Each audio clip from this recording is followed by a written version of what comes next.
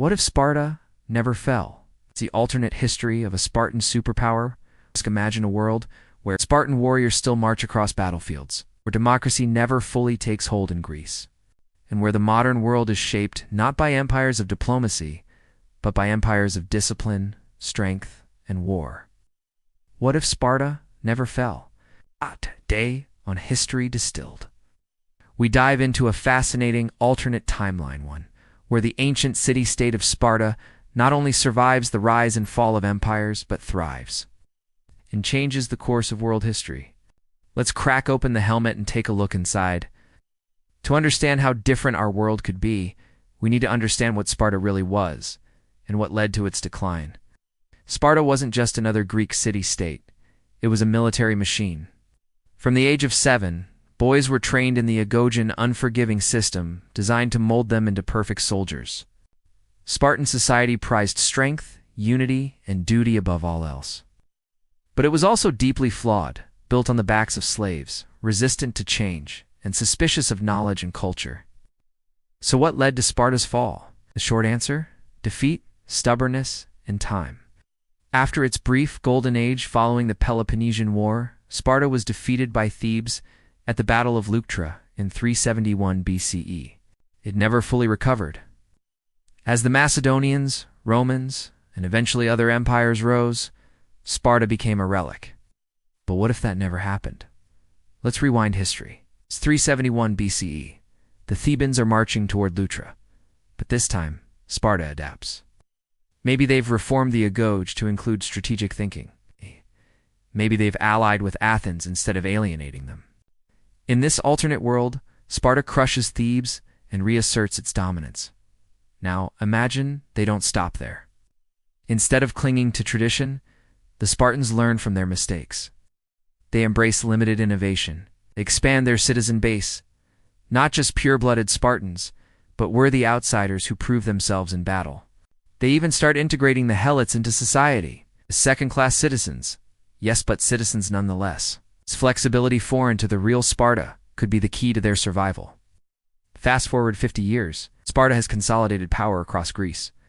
With Athens a humbled ally and Thebes destroyed, there's no one left to challenge them on the mainland. Then Alexander the Great rises in the north. In our world, he bypassed Sparta, who refused to submit and focused on Persia.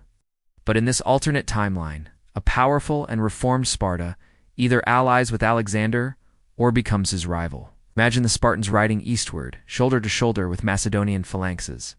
Or more dramatically, imagine a war between two superpowers. Alexander's empire of conquest versus Sparta's empire of discipline. If Sparta wins, Greek culture doesn't just spread through Persia and India, it spreads with a Spartan flavor. No plays by Euripides, no democratic ideals, no Aristotle teaching young leaders. Instead, a culture that glorifies strength, control, and communal identity spreads across continents. The world begins to change. Now let's jump ahead again. Rome is rising. But Sparta, now a Mediterranean superpower, doesn't just fade into the background. Maybe they clash Spartan legions versus Roman ones. Or maybe Rome, impressed by Spartan discipline, assimilates elements of Spartan culture. In this timeline, democracy and republicanism are far less influential. Philosophy is replaced by state-endorsed ideology. Rome never becomes the beacon of Greco-Roman ideals, it becomes a militarized state modeled after Sparta. And when Rome eventually falls, it's not the Christianized empire of our history. It's a harsh, order-driven power whose values echo for centuries. What would that mean for us?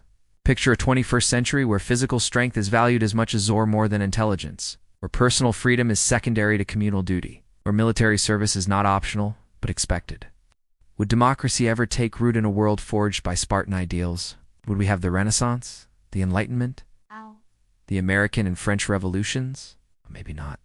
Education would be different, less about questioning, more about obedience. Art would exist, but it would glorify the state, not individual expression. In technology, it might lag without the free-thinking hubs of history, but it could also surge ahead in fields like engineering. In military development, our world could look more like an advanced military state than a liberal democracy.